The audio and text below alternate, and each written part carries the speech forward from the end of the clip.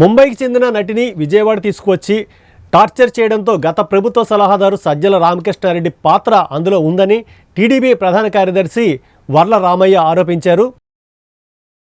Bin లాడెన్ను కసబ్ను తీసుకొచ్చినట్లుగా ఆ నటిని విజయవాడకు తెచ్చేందుకు ఐపీఎస్ అధికారులు కాంతి రాణా, విశాల్ గున్ని ప్రత్యేక శ్రద్ధ తీసుకున్నారన్నారు. జగన్ హయాంలో వ్యవస్థలు ఎంత భ్రష్టు పట్టాయో చెప్పేందుకు ఈ సంఘటన ఒక ఉదాహరణ అని, దీనిపై విచారణ జరపాలని రాష్ట్ర ప్రభుత్వాన్ని కోరుతున్నామని ఆయన చెప్పారు. ఒక ఎస్ఐ విచారించాల్సిన కేసులో ఐపీఎస్ అధికారులు పరుగులు తీయడం ఏమిటో సజ్జలకే తెలియాలని వర్ల వ్యాఖ్యానించారు. ఈ రోజున పేపర్లో చూసాం, ఉలిక్కిపడ్డాను నేనైతే. ఒక 420 కేసు, ఆ కేసే నిజం అనుకుందాం. ఒక మహిళ, ఆమె ఏదో బాలీవుడ్ లో సినీ నటి అట. ఆమె ఇక్కడ కృష్ణా జిల్లాలో మొవ్వ ప్రాంతంలో, పామరు నియోజకవర్గం మొవ్వ ప్రాంతంలో ఉండే ఒక ముఖ్యమైన వైసీపీ నాయకుడికి పరిచయం అట. ఆ పరిచయం కాస్త ఇంకొంచెం ముందుకు వెళ్ళింది. వాళ్ళిద్దరికి ఏదో కొంచెం మనస్పర్ధలు వచ్చినాయి, తేడాలు వచ్చినాయి. పెళ్లి చేసుకోమని ఆమె అడిగిందట, చేసుకోనని ఈయనన్నట. ఆ డీటెయిల్స్ లోకి నేను వెళ్ళటం లేదు, ఎందుకంటే అంత నికృష్టంగా, అంత మహిళల్ని చూస్తున్నాం కదా రోజు. వాళ్ళ కథలు క్రీడలన్నీ కూడా మనం చూస్తూనే ఉన్నాం. తేడా వచ్చి పెళ్లి చేసుకోమని బెదిరిస్తుంది అంటే ఒక చిన్న కేసు రిజిస్టర్ 420 లేకపోతే ఇంకేదో కేసు చేస్తారు, థ్రెట్ 506 ఐపీసీ కేసు రిజిస్టర్ చేస్తారు. కానీ ఈ కేసుకి అత్యంత ప్రాధాన్యత వచ్చింది.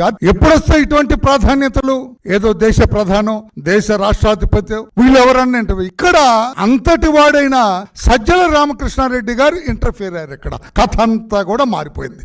జుగుప్సాకరమైన కేసు అన్నా, ఈ పనికి మాలిన ఈ దరిద్రపు కేసులో, ఈ మహిళా లోకాన్ని కించపరిచే కేసులో సజ్జల రామకృష్ణారెడ్డి గారు ఆల్ ఇన్ ఆల్ ఆయన ఎంటర్ అయ్యారు. ఆయన ఎంటర్ అయితే సీను మారిందిరా అంటారు చూడు, అట్లాగా ఆయన ఎంటర్ అయ్యేటప్పటికి ఎక్కడ లేని ప్రాధాన్యత వచ్చింది.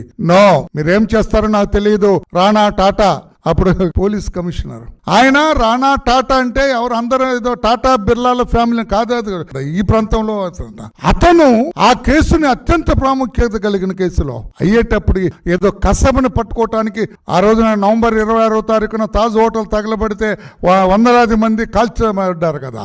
ఆ కేసులో ముద్దాయిన కసబను పట్టుకోవటానికో, లేకపోతే ఐఎమ్ సారీ ఎక్స్ట్రీమిస్ట్ నాయకుడైన కొండపల్లి సీతారామయ్య గారిని పట్టుకోవటానికో వెళ్ళినట్లుగా విమానంలో వెళ్ళారట ఒక టీం ఆ అమ్మాయిని తీసుకురావటానికి. ఆ మహిళ, అది యాక్చువల్ గా నాకు తెలిసి ఆ మహిళ ఫిర్యాదు అయి ఉండాలా, ఈ వైకాపా నాయకుడు తను ముద్దాయి ఉండాలా కేసులో. పోలీసులు నిజంగా పనిచేస్తే మరి పోలీసు వ్యవస్థ తెలుసు కదా, 5 సంవత్సరాలు జగన్మోహన్ రెడ్డి గారు ఎలా వాడుకున్నారో, ఎలా ఆటలు ఆడుకున్నారో పోలీసు వ్యవస్థ తోటి, ఎలా చెడుగుడు ఆడాడో పోలీసు వ్యవస్థ తోటి మనకు తెలుసు కదా.